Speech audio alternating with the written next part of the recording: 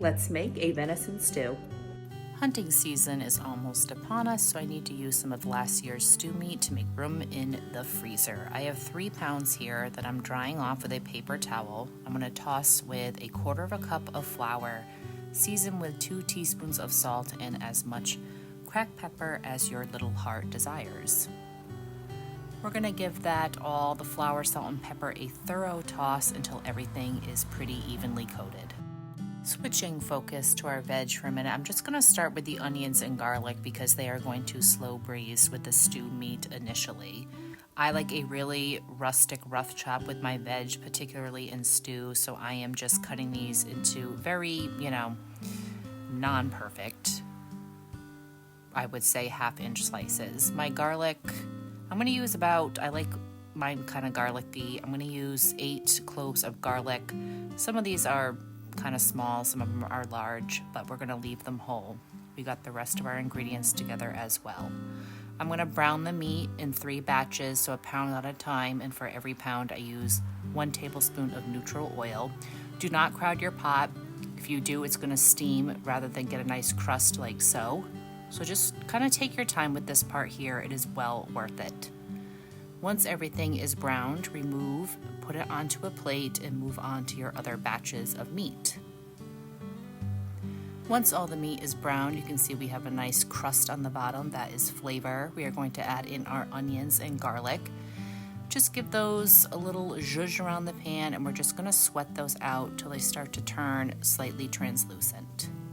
Then we go in with 2 tablespoons of our tomato paste and another 1/4 cup of flour.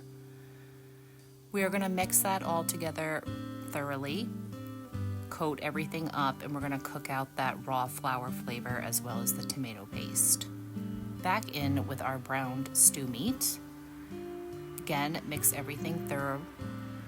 And then this is a choice. I like to deglaze with about 1 cup of red wine. If you do not want to use alcohol, just use or add another extra cup of stock. Going in with 4 cups of beef stock. Mix everything really well, and then we're going to add 2 tablespoons of balsamic vinegar, which is sort of going to balance the richness of the meat, help tenderize the meat, and enhance that umami flavor.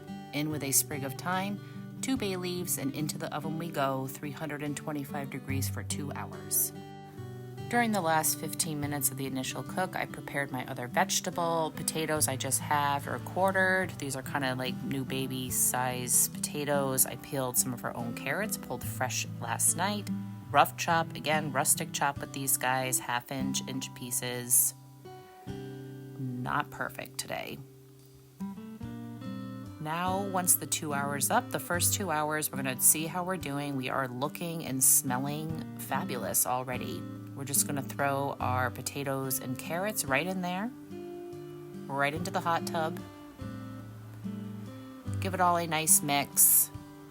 I remove the sprig of the thyme. And we're going to check for liquid here. We are a little bit shy, so I'm going to just go in with some water. You could do stock, but just pay attention to salt, just until everything is pretty much covered.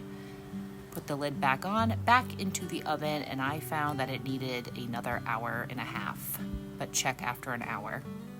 After 1.5 hours, I was happy with where we're at. Nice and thick, meat is tender, vegetables cook through. At this point, you could add some peas or some nice sauteed mushrooms. And of course, I had to make some fresh bread. Now, all that's left to do is serve it up into your favorite bowl, because that always makes a difference. Tuck in some of your favorite crusty bread, and while she may not be the prettiest bowl of stew on the planet, she is absolutely delicious. Enjoy! For recipes like this and more, like and subscribe, and as always, thank you for watching.